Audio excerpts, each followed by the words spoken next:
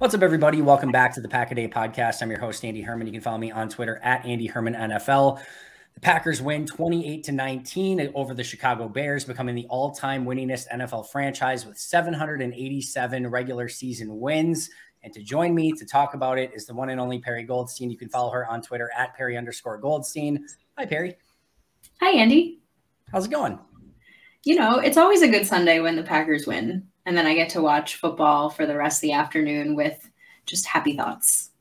It is a game changer when they actually get the win. And like you said, it's a noon game, which we don't always see a ton of. And then you can enjoy the 3 p.m., the 7 p.m., et cetera, Monday Night Football a lot more rather than having that kind of sick feeling in your stomach that the Packers lost. And yeah, just very thankful we didn't have to do that on Sunday. I want to start by asking you, and I'm going to throw you a curveball again because I know you love when I do this. I want to get your overall recap of the game, just your gut feel review, but you cannot say the words Christian or Watson. This game felt kind of mundane. I don't know if that's an accurate way to describe a football game, but it was just kind of what I expected. I didn't think the Packers would be trailing as much as they were, but in 2022, that just seems to be who they are at this point. You know, we got some really bad secondary plays, some soft zone coverage, some great plays on defense to keep them in the game. Offense had its struggles. They went back and forth with what works and some hero ball, but at the end of the day, they pulled out a win against an inferior team, and it just is what it is. I don't feel any different about the Packers after this game. Like, they should beat the Bears. The Bears are not a good football team. But at the same time, you're on the road. You never know with this team. But yeah, just status quo, honestly. I'm happy you say that because I felt like I was going to be a hater here because my overarching takeaway, and there are going to be positives, which we're going to get to in just a moment. And clearly one of those are the two words I said we couldn't say going over this topic. But it felt to me like this was a bad team that beat a worse team. Like, this is a team that we saw some of all of the ugly warts and flaws throughout the course of this game, you know, kind of rear their ugly head at different times. Like you mentioned, some of the soft coverage. I think we saw just kind of a soft team at times. 3rd and 1, you're throwing 40 yards downfield again. You know, you're 3rd and 15, you're throwing 7 yards and getting tackled immediately. We're just seeing some of the same trends. I thought there was a complete lack of pass rush for a majority of this game. Once again, we saw some poor tackling at times. We saw Jair Alexander get beat twice down the field by receivers that should not be beating him twice down the field. We'll talk about that in depth as well. I just felt like, you know, this was kind of the same Green Bay Packer team that we've seen over the course of this year. It just so happened that they faced, I mean, the Bears and the Texans are in tight competition for a very clearly worst roster in football. Like, it's just not even remotely close, especially after the Bears trade away Robert Quinn, Roquan Smith. They just lose Eddie Jackson and Darnell Mooney to injured reserve this week. Like, this is just a skeleton team for the Bears right now. And as you mentioned, this should be a game that the Packers win. And yet at multiple times in this game, they are down 2 scores. And I will say, and as I mentioned, there's positives from this game. And I mentioned this a couple times in the last couple of weeks. You don't get anything in the NFL for not quitting, but there was opportunities in this game for the Packers to quit. Again, they are down 2 scores. It is windy, cold weather on the road. Everyone knows the season's basically lost. This was another opportunity to just be like, guys, this is not our year. We are done. And again, you don't necessarily get credit for that, but we have seen multiple teams in just about every sport in those scenarios at times quit on the season. And the Packers had another golden opportunity to just sail it in and say, all right, we're good here. We're done. Let's just get to this stupid bye week and let's see what happens after that. They fought back from 2 scores down on multiple occasions, came away with a win, kept fighting. So I think there's some positives. We'll get there. But I do think it's worth noting that they had an opportunity to quit. They didn't, and they came away with a win some way or the other. And I don't even know how to put it better than that. I'm glad they didn't, to be honest. I mean, this is like, even though neither team have kind of a stake in the game in this particular matchup, it's still a Packers-Bears rivalry. It was for, you know, the most wins in NFL history, which is significant and matters. And, you know, I just think the more this team, especially this offense, I think, has time together, the better it is going to be for the future, regardless of if they're making the playoffs or not. So I'm glad that there was no quit. I thought this was actually a really nice game for Matt LaFleur, like a little bit of like kind of a redemption game for him from a play calling standpoint. I was really glad to hear that Stenovich was like kind of in his ear and involved. There's just a lot of things that they still can get out of games. So the idea to me to quit feels a little sad, but it was a weird game statistically. Like if you look at it, the Bears had more total yards, more passing yards, more yards per play. They were better on third down. Like they punted less. So you look at this and you're like, huh, but the Packers stayed in it and they made the big plays when they needed to. And they have some superstars that I know we're going to talk about that we're really excited about. So all in all, just like a solid win, but it's always nice when the Packers leave Soldier Field with a win. It's just a little bit of a morale boost. And now Matt LaFleur is still undefeated against the Bears. Yeah, I think a big reason in that statistical analysis that you pointed out, I think a big reason is the turnover battle, right? Yeah, like this is a team that's really struggled to win the turnover battle. They've been awesome at it throughout Matt LaFleur era. Like, and when you have a quarterback that rarely turns over the football, when you've got, a group of, playmakers that rarely turn over the football in previous seasons, they constantly won the turnover battle. It's been really difficult for them this year. You get the Jair pick, you get the Nixon pick, you get the Rasul forced fumble, and really the Dean Lowry block is, to me, a version of that as well. When you've got 4 plays like that, to me, by far, in a way, that was the difference in this game. Green Bay has desperately needed those plays out of their defense and special teams. They finally got in this game. I don't have any doubt about it. They don't get those turnovers, they don't win this game. Oh, yeah, 100%, because the defense wasn't really showing that they could stop the Bears. The Bears kind of stopped themselves with penalties and these turnovers. So, you get the ball back and they're only down by 1. I'm sitting there on my couch thinking, well, Joe Barry and this defense is definitely going to just allow them to kind of run up the field. And they were in field goal range until they turned the ball over. So, I guess thank you to Justin Fields, unfortunately, for making that mistake, or the receiver, really. It was his fault. But they just got lucky, I think. Yeah, I think lucky, but I think, they deserve credit too. The other guys came up with plays. Rasul, punched out punched out the ball, at least made an aggressive tackle on Chase Claypool. Jair jumped the route, very well done. Yeah. At that point, like that's just Justin trying to make a play in a tight window, like where he knows he has to try something just to get a quick score. Probably not his best throw, but like it is what it is. And then, Dean coming up with a blocked field goal, credit to the guys that make the plays. But again, had it not been for those plays, had this been another game where Green Bay struggled to get those turnovers, again, we're having a very, very different discussion after this game. No two ways about it. But that probably should bring us to the point where we talk about the greatest player to ever play in an NFL game, Christian Watson. You look at the stats, Perri, and first, we're not going to poo-poo on a 4-touch, 94-yard, 2-touchdown day, but it's not like 4 touches, 94 yards, 2 touchdowns is like the greatest stat line we've ever seen in the world. But my goodness, the impact that he continues to have on the game, not included in that stat line, is a huge pass interference call that he picks up. I tweeted this out as well. The 3 touchdown drives in this game for the Packers. The first one, he has the 14-yard touchdown reception. The second one that ended in the A.J. Dillon touchdown run, on that drive, he had a 15-yard reception on 3rd and 8 to keep the drive going. And then he drew the 38-yard pass interference on that drive. And then on the last touchdown drive, he had a 19-yard reception, I think, on the first play of that drive. And then, of course, the 46-yard rushing touchdown where he had the ability to show off his speed again. 3 touchdown drives, all huge impacts from Christian Watson. Yeah, he's transformed this offense, because not only is he a big play threat, he's been, phenomenal even before he came on in the passing game as a blocker.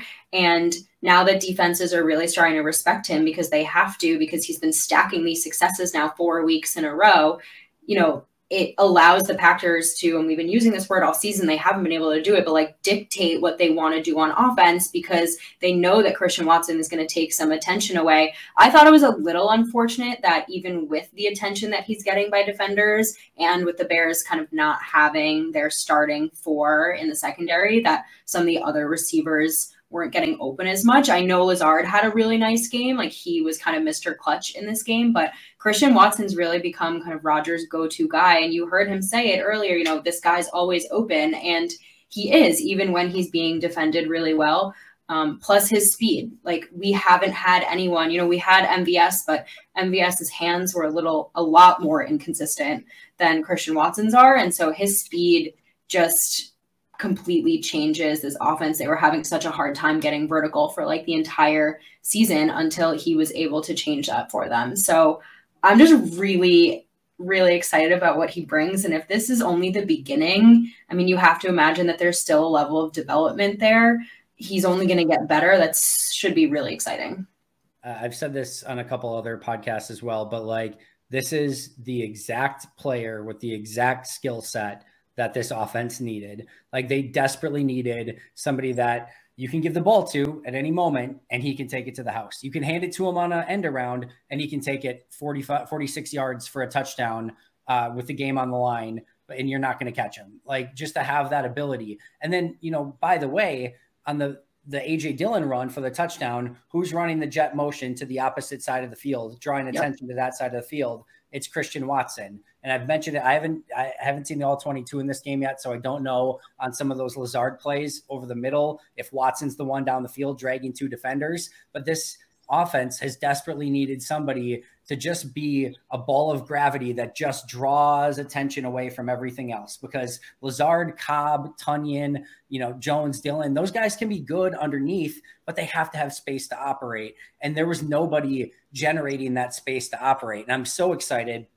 for when Romeo Doubs comes back, because now if he has some of that space to operate in, now you have the opportunity to really cook, because he has that playmaking ability as well. So, but this player to have that ability to just run a 9 route, take two guys with you and open things underneath that you can just hand on a reverse and he can take it. He's mossing guys in the back of the end zone over the last 8 weeks. You just throw up the ball to him. Like he's winning on 9 routes down the field, where if you're not having two guys go with him, if you're not keeping a safety over the top of him, he can complete that pass and take it the distance. He has shown everything that you want out of a playmaker in just these last 4 games. 8 touchdowns and 9 now on the season, including the other end around earlier in the year. Like it is so fun to watch. And you keep kind of expecting like, all right, he had a touchdown, he had 3 touchdowns, he had a couple touchdowns. Like he's not going to be able to keep continuing. We're at 4 weeks in a row now, Perri, where he is making a massive, massive, massive impact on the game. And it's just so incredibly easy to be so excited about it.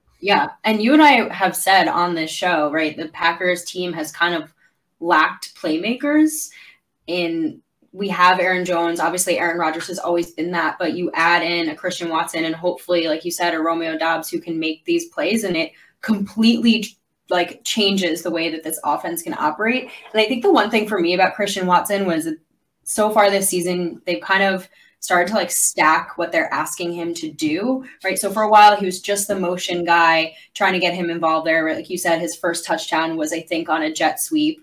And then, he starts to only get targeted by Rodgers on these kind of like deep routes. And you're like, is he just a deep threat because he's fast? And now all of a sudden you're seeing him be targeted on key 3rd downs, on 4th downs, on attacking the middle of the field, like being able to do things at all 3 levels, which is what's going to make him just like so impactful, and shows, I think, like a lot of the criticism of him was he was at NDSU and it was really run first. And does he actually have a route tree, et cetera, et cetera? And now you're seeing, like, just because he wasn't asked to do those things yet doesn't mean he's not going to be successful once he is being asked to do them. And he's showing us that he can now.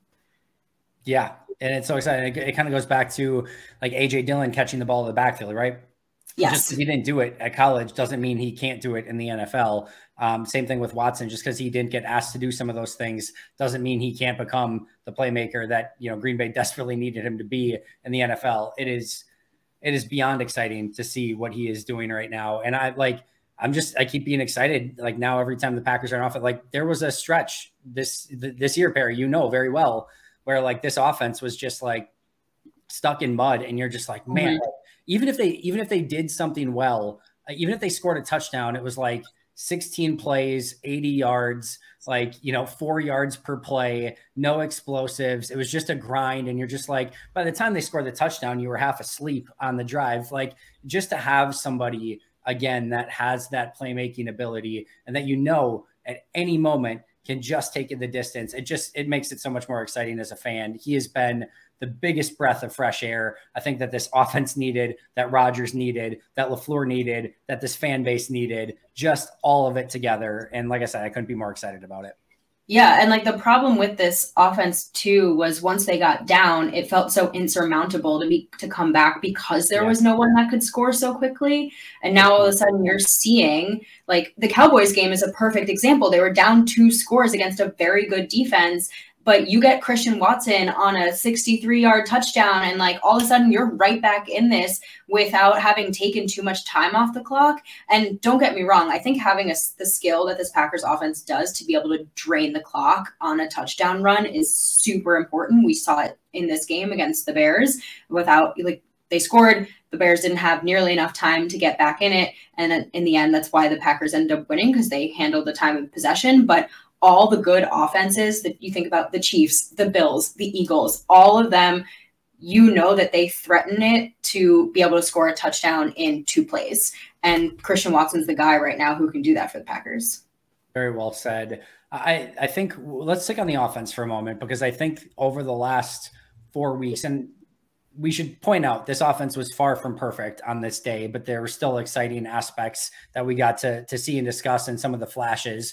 I think the big resurgence on offense over this last month or so has been in large part due to Christian Watson, but I also think the offensive line has played a big part in this as well. And I was very curious to see how this offensive line was going to do without David Bakhtiari, because he's been such a huge part in that. I did the rewatch. You had actually mentioned to me prior to the show of like being so excited to talk Christian Watson and Zach Tom. In my first initial watch through, I didn't really see Zach Tom, which is usually a good sign, but I didn't really notice him at all. Because you had said that, I paid extra close attention to him on the rewatch.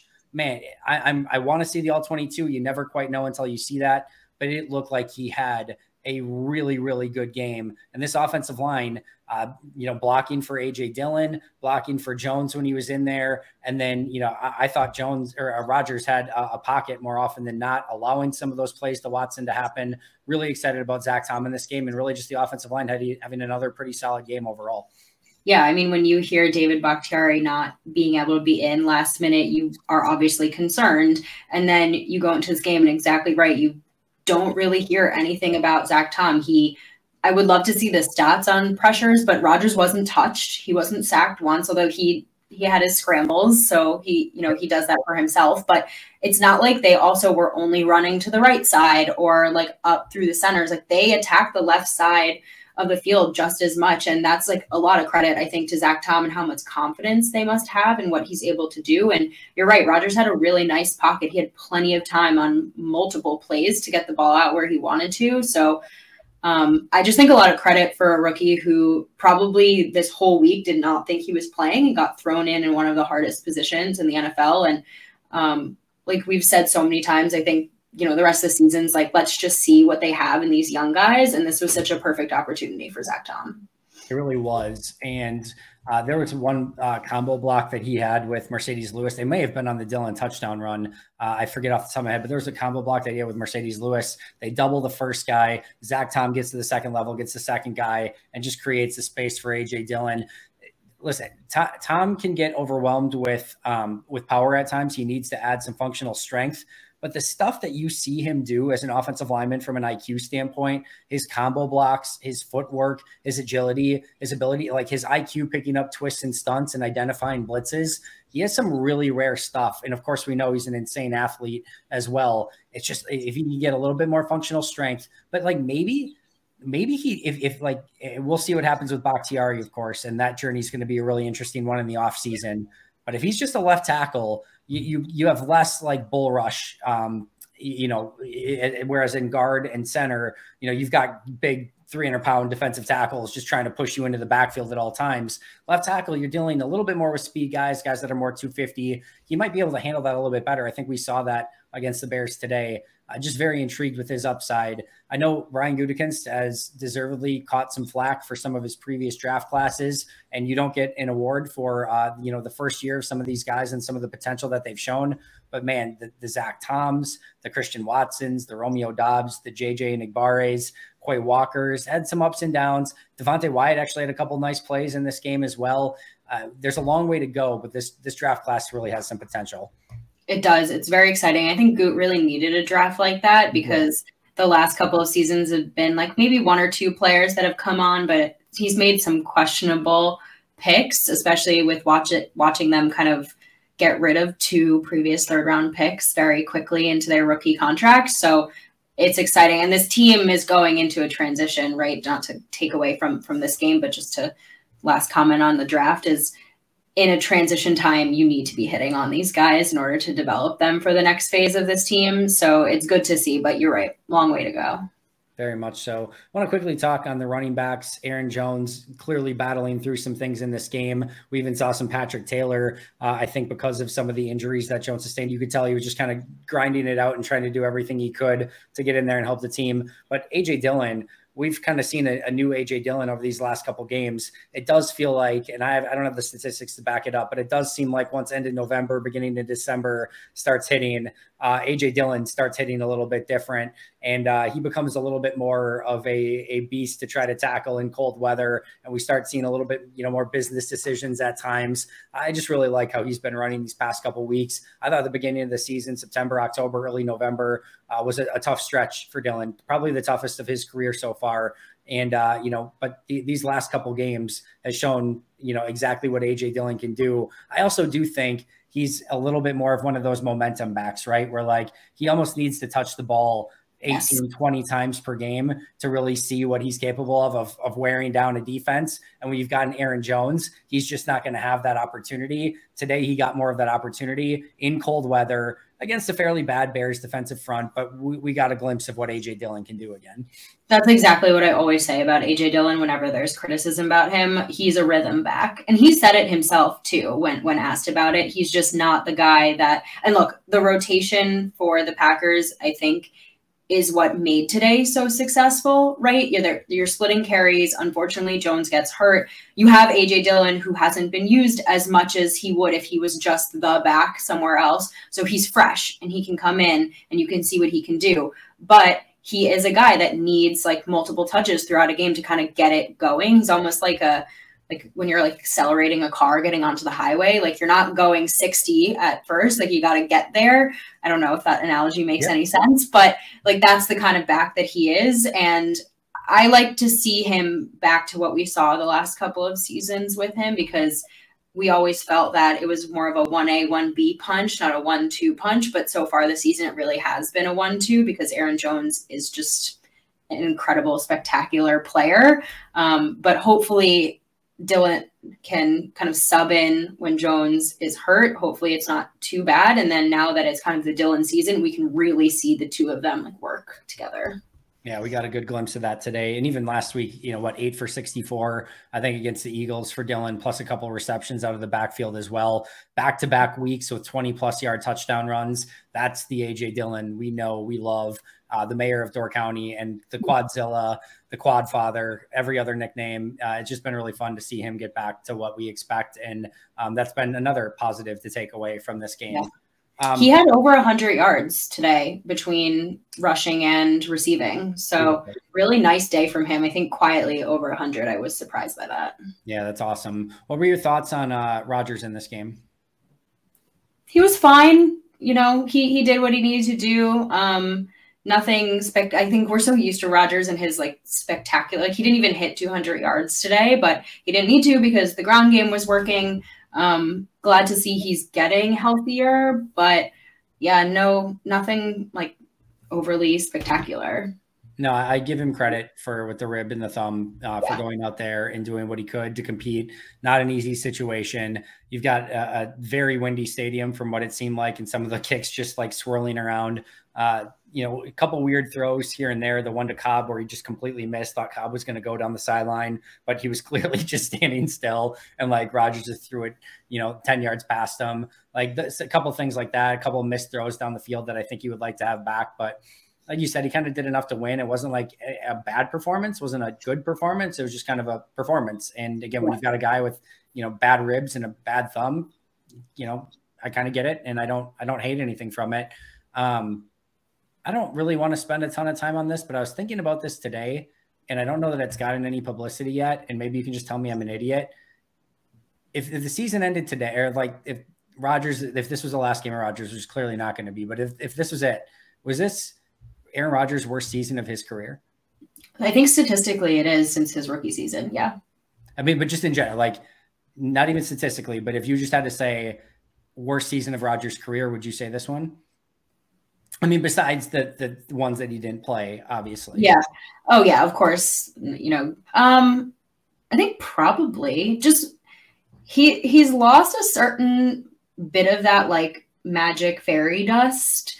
And that's not a bad thing, right? Like he's 39 and he's still an above average, probably still one of the best quarterbacks in the league. So he's working with some new receivers. He's working with some guys who, probably are done. And that's part of it. He's had a broken thumb, but yeah, I mean, this was not by any means like a spectacular season from him. Is it an anomaly or is it what we're going to see potentially from him next season if he decides to come back? I don't know yet. But it's a little unfortunate to see the dip. I mean, I've been saying it all season that he hasn't been playing well and like he hasn't. Like I don't think he even had a 300 passing yard game this season yet. Nope. So yeah, I mean, that's not what we're used to from Aaron Rodgers. No, I did the episode like of some of the superpowers that he's lost. Just his cadence doesn't work the same way that it used to. It's not getting people to jump off sides. His arm is clearly a little bit different. His accuracy is a little bit different. He can't get out of the pocket the same way. Just some of the superpowers we've come to know and love from Aaron aren't just quite the same anymore. I do think the injuries have played a part. I don't know if it's a significant part, which it very well may be. Maybe it isn't at all, but I do think it's definitely played a part. I think the transition year, moving from Devontae and having some rookie wide receivers have to take their lumps kind of early in the season. We see now how much they probably lost by not having Christian in the game in some of those early situations and missing some of camp and those things. So I think there was a lot of things that were playing a part. The early offensive line for this team, pre-Bakhtiari coming back, pre-Jenkins coming back, was really, really bad. I think there was a lot of everything, but it's going to be interesting at the end of the year to see where he compares statistically. And it does go back to the old Aaron Rodgers adage of his bad seasons are better than almost every other quarterback's good season. So it like is still one of those things, but definitely could end up being the worst season of his career, both statistically and just in general. I want to get your thoughts on two defenders really quick.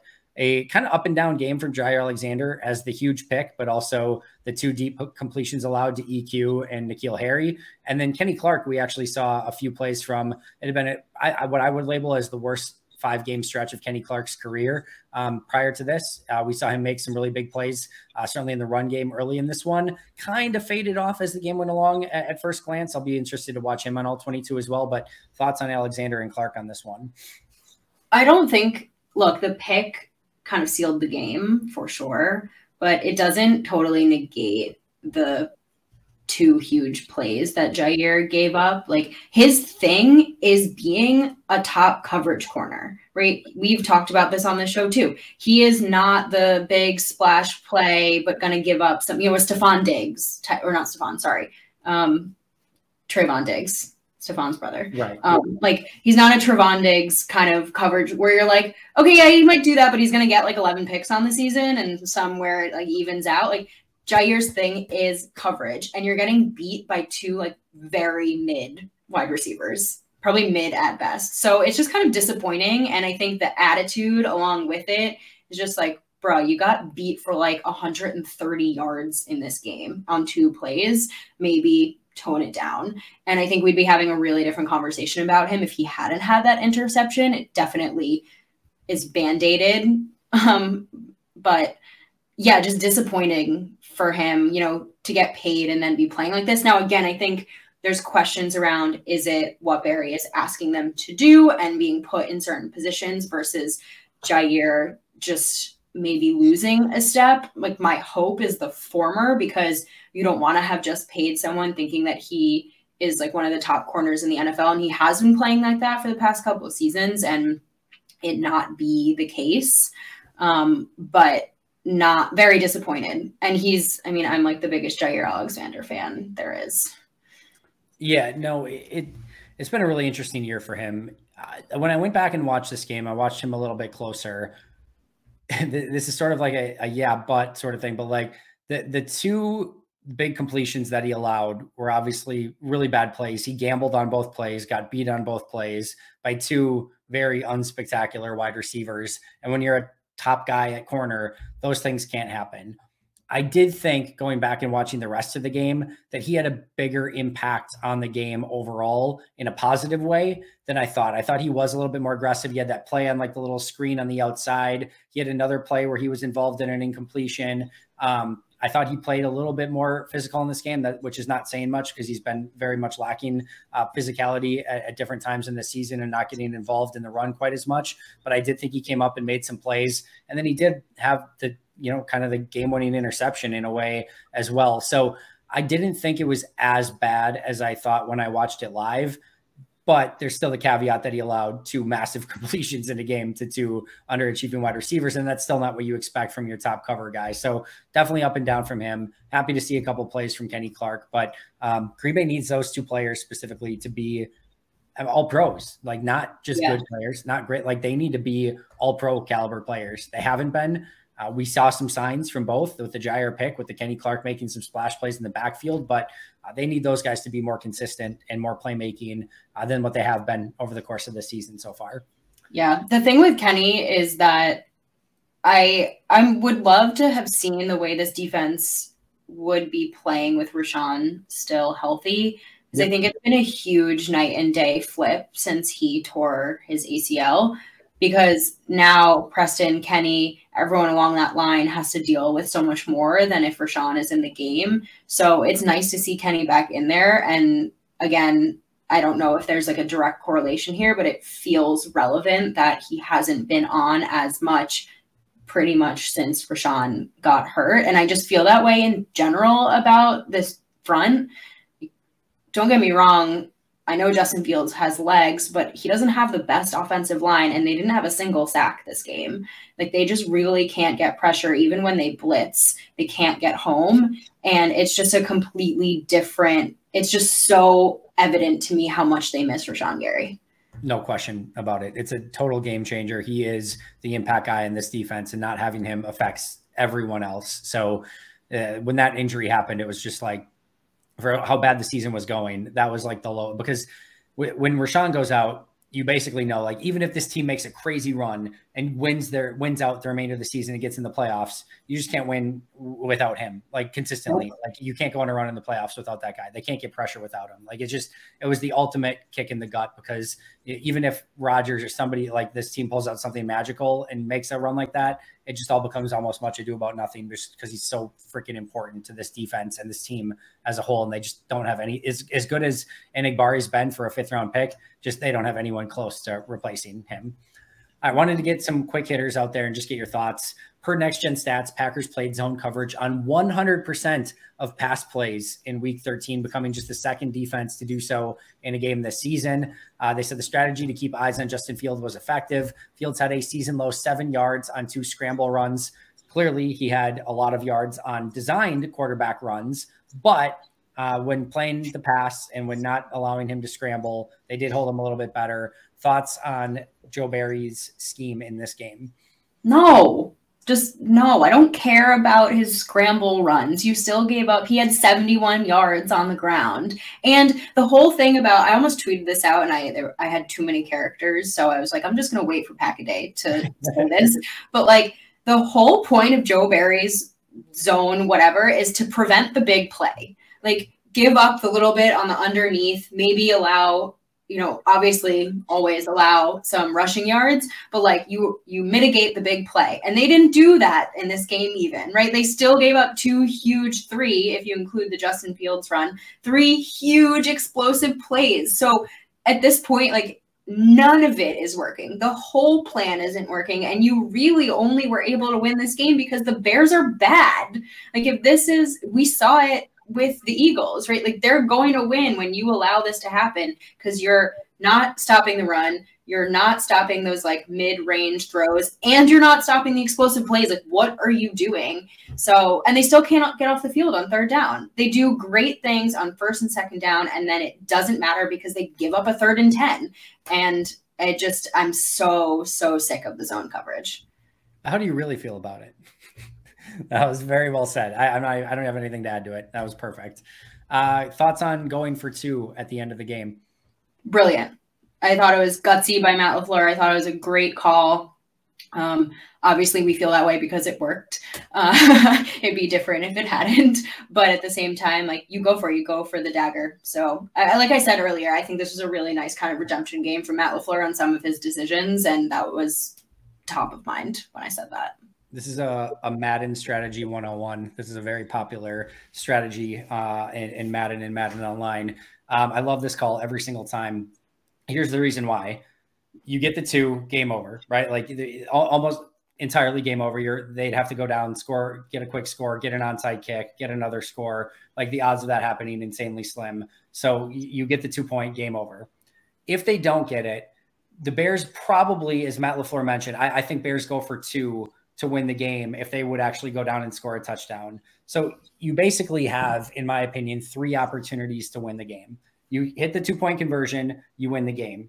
You miss the 2-point conversion, just stop them from scoring a touchdown. Even if they score a touchdown, stop them from scoring their 2-point conversion. You've basically given yourself 3 outs at this point in the game, and you just have to hit one of the 3, whether it's your 2-point conversion, their touchdown drive, or their 2-point conversion. Just do one of the 3, and you come out of the game with the victory. Whereas you kick the extra point, maybe you make it, maybe you miss it. Those extra points have not been anything that's been guaranteed for the Packers anyway, but you give them an opportunity to go down and score. And now you basically only have 2 opportunities to win the game, either, barring overtime, and then it gets complicated, but you may not even see the ball again in those situations. So I just think statistically, it gives you more outs to win the game. I would take that opportunity. I don't care if you're playing the Bears. I don't care if you're in the Super Bowl. I don't care if it's preseason. Give me that 2-point conversion every single time in that situation. Cool. We're on the same page. I'm going to take that as out of agreement. I just want to go, well, not last, but really quick. I just wanted to say I've been extremely hard on Sammy Watkins, and I think understandably so. I think he's had a poor season. I know he's been dealing with some injuries. 2 huge blocks in this game. A.J. Dillon touchdown run that was 20 yards. Great block on that play. And then he also was the block that sprung Christian Watson on the reverse as well. Not a super difficult block on the Watson play. He's basically just sealing the guy off. I think most receivers probably get that job done, but still, he had very few snaps in this game, and understandably so. But in a couple of those snaps, he had 2 huge blocks that sprung 2 huge touchdowns. And when somebody does that in very limited playing time, as Matt LaFleur said in the postgame press conference, in a season that has not gone the way that Sammy Watkins expected, that went from basically starting receiver to seeing 5 snaps a game, to block with that intensity in those handful of snaps when he gets the opportunity, I think is pretty impressive and is at least worth mentioning, if nothing less. Yeah, it shows the kind of character and teammate that he is. So kudos to him. I was thinking the same thing on the Christian Watson block. And I was also thinking, like, he doesn't even have to block for as long as he would if it was any other receiver, because Christian Watson was the best. He just has to give him 1 second of time. But yeah, I mean, it's just like a team player mentality. And I think, again, it's easy to commend players for being like that when they're winning, but it's a lot harder to be that kind of player when you're also losing and not getting playing time. So he deserves the shout out. And I didn't confirm this, but I saw somebody tweet online that the corner chasing Christian Watson on that play was a 4.38 40 guy as well. And just Watson just obliterates them. Just crazy, stupid, fast. And he got, I saw on Next Gen Stats, he hit 21.7 miles per hour on that touchdown. Like that, if you think about that, that's like the speed limit in some places for cars. It's crazy. It's absolutely crazy. He should go in like a school zone and just sprint past.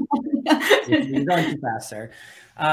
Remaining schedule for the Packers. They've got a bye week. They play the Rams at home on Monday Night Football. They go to the Dolphins on Christmas Day. Vikings at home, Lions at home. Crazy that they, only 4 games left, and crazy that only 1 road game, 3 at home, 1 in Miami on Christmas Day. 2 division games, a game against the Rams that I'm pretty sure they're probably going to be favored again, for in that game. The Rams have now lost 6 in a row. They're on backup quarterbacks. They are completely beat up. I would expect the Packers to be favorites. I would expect the Packers to be underdogs against the Dolphins and Vikings, and probably, depending on what happens up until that point, probably some sort of pick 'em or maybe like a slight favorite against the Lions. But your thoughts on the remaining schedule and rest of the season?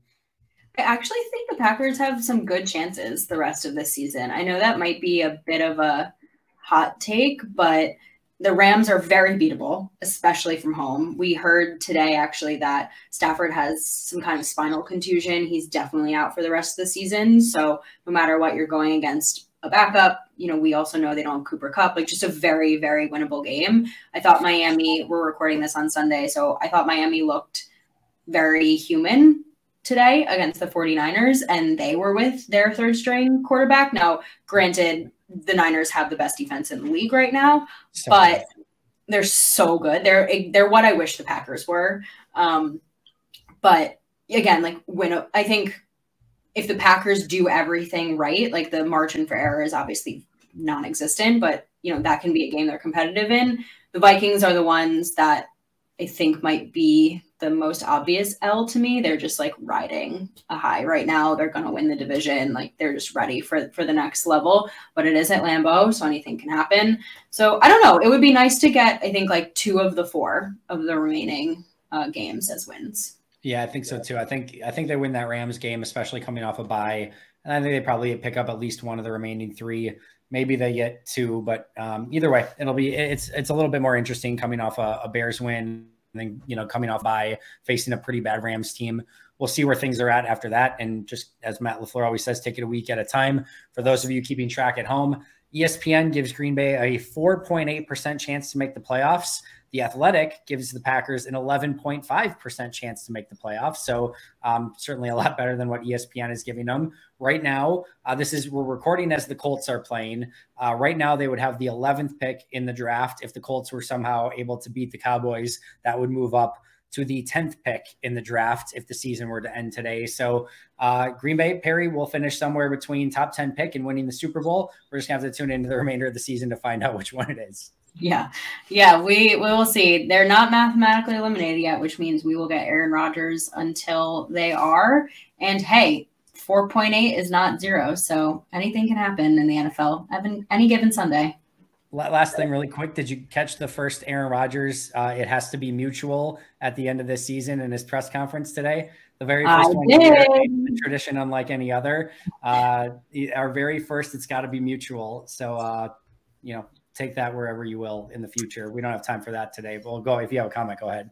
No, it's just clockwork. Every offseason is clockwork. And to be honest with you, I'm fully expecting him back in this offseason. So I think Matt Schneiderman tweeted it out. It did seem like, I don't even know if I want, we have a whole offseason to discuss all of that. It's going to be another crazy offseason, but it did kind of feel like, yeah, I want to come back, but it's got to be mutual. That's what it kind of seemed like on the surface, but yeah, who knows? I'm taking the words at face value, to be honest. And I also think it has to be, we don't have to get into that, but it has to be mutual right now because of like the salary and the cap hit and all of those things. I can't imagine how it's not, but anyway, we'll end on that.